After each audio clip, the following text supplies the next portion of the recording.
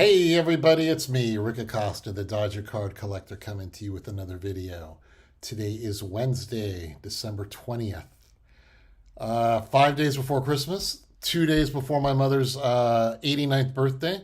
Family's planning a big party for her on Friday. Very excited. Uh, I'm almost done with my Christmas shopping. This will be my last video before Christmas. I plan on making one more right before New Year's. But I thought I would take a moment to show you a recap video of what I did in 2023. I've never done one of these before, but I saw Alex do one, Bowman 53, and I saw a few others, and I go, yeah, I think I'll do a recap video. I'm not sure if I'm going to come back with a top 20, top 30 video, anything like that. I don't know yet. I haven't decided. But I also wanted to take a moment to wish you all happy holidays, Merry Christmas, happy Hanukkah, all those other things. Thank you for all your support over the past year. I have had a ball creating videos, showing my baseball cards. Most of all, though, getting the chance to talk to all of you about my life and making friends via text messages and phone conversations and watching the YouTube videos. It's really put a positive charge into my life. So I will say that. And if you're if you're somebody who's sitting there watching, going, oh, I'm thinking of making a YouTube video, go for it. We're not asking you to show a bunch of Mickey Mantle cards. But like I said, I thought I'd take a moment just to show my appreciation to all of you for watching the past year. I hope I can show you some more cards coming up in 2024. We'll see what we got. But in the meantime, let me turn the camera around and we'll take a look at some cards. Okay, let me get my notes out here and I could tell you what we've got here. I'm going to just take this 2023. I was primarily working on, from looking at my notes, 1941 play ball, 1963 tops, and I finished the 1957 top set in February. So staring at you right now is a 1941 play ball Charlie Gehringer. I picked this card up in January along with, I believe, Archie Vaughn in the REA auction. So that's Charlie Gehringer in a 5. I think there's 2 or 3 cards I'm going to show you from 41 play ball, and I think two of them for sure are like my favorites, and this one definitely is. I just love the color and the bunting in the background and the stadium and the green grass. So Charlie Gehringer, that was January. Now in February, I attended 2 shows back to back, the Long Beach Card Show followed by the Burbank Card Show, where I bought this card to finish my 1957 set. I bought this card, technically I put a down payment at the Long Beach show, $100 to Ashish J, with the promise that he was going to bring the card the following week to the Burbank Card Show in Ontario, and where I could pay him the rest of the money. And that's where this deal was made, and no regrets on getting this card. I think this is a great card. If you're someone who's looking at value, the card's gone up in value. And it was just a relief to finish that 1957 set. It's always really nice to finish a set. You just feel like a nice weight off your shoulders. And then all of a sudden you decide to be an idiot and start up another set. But so that is from February. This is my 1957 Brooks Robinson card. In March, I had a purchase on eBay. I have been working on a 1961 Topps All-Star subset. And I got this Roger Maris card in a PSA 5. If you're a regular watcher of my videos, you're going to notice I'm repeating myself a lot. I love this 61 subset. Absolutely love it. There's just something about it. And I'm down to 3. I think I need 4 more cards, but this was one of my better pickups of the year, and that is Roger Maris. Now in April, I'm going to say I bought my most unique and unplanned card just because I don't even know where I saw it. I saw a photograph. I think I saw a photograph one night of this card, and I go, I have to have it. And that is this 2020 Topps. It's basically an alternate version or an insert Sandy Kofax. And absolutely fell in love with it and said, I have to get it. I had never in my life have seen a photograph of Sandy Koufax when he's playing baseball of him throwing. He's always throwing a pitch. I had never seen him bat, and little did I realize he was a right-handed batter. And I saw this card, and I'm sure that's the reason Topps released it. It was pretty unique, and it's card number 381B. I forget who 381A is, but this is the alternate card. Single print, like super single print, probably something like that. But in April, I picked up this Sandy Koufax card. In May, I picked up from eBay my first T201 Maca double folders, Napoleon Rucker and Jake Daubert of the Brooklyn, I'll call them the Brooklyn Baseball Club, or you could call them the Superbas. I don't think they were called the Robins yet. But I finished this. This was the first. There was only 2 cards in the set, luckily, for the Dodgers. And I was able to get both of them this year. And big fan of this. I'm repeating myself. I'm really liking these cigar cards, these 201s and others that I've been able to buy this year. But that is Napoleon Rucker. In June, I entered into an auction with a company called the Memorabilia Network, based out of Burbank, California. I had never done business with them before, and I was able to get this 1955 Red Man Carl Erskine from them.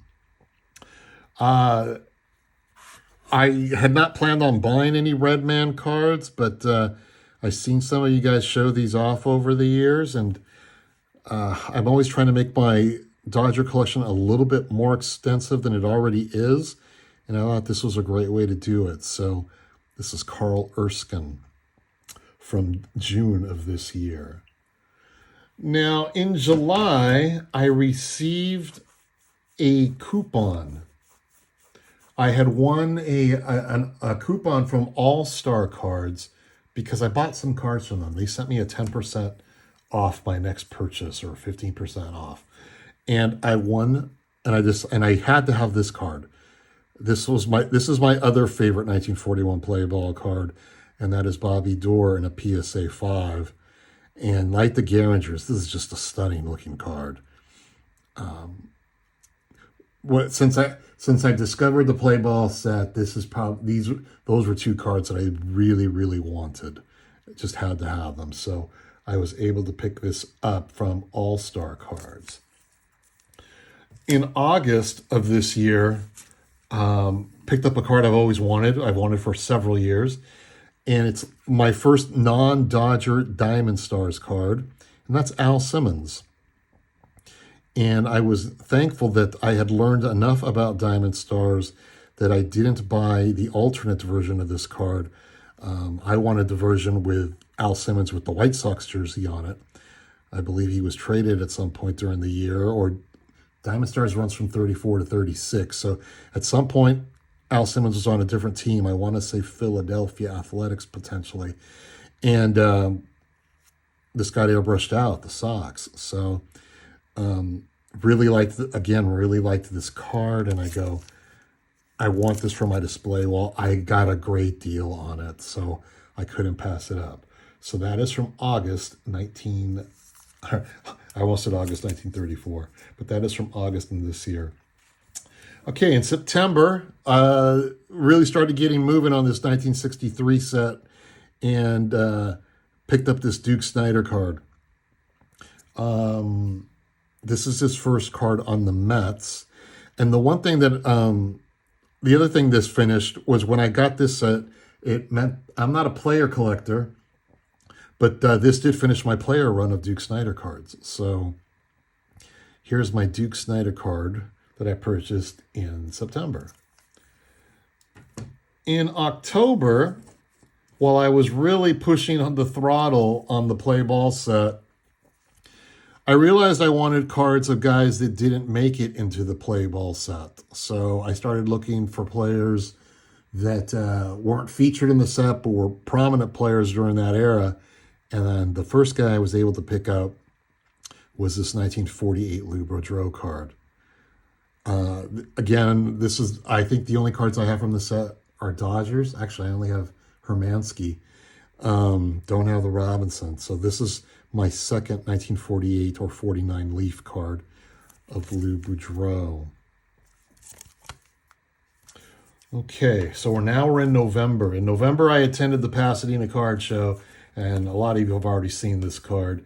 Wasn't expecting to find much, and all of a sudden this table, there was a lot of vintage floating around that day, which was nice, and I was able to pick up this 1941 play ball Ted Williams, which was the last really big card I need for this set. I still need 4 or 5 more commons, but was relieved to get this one out of the way.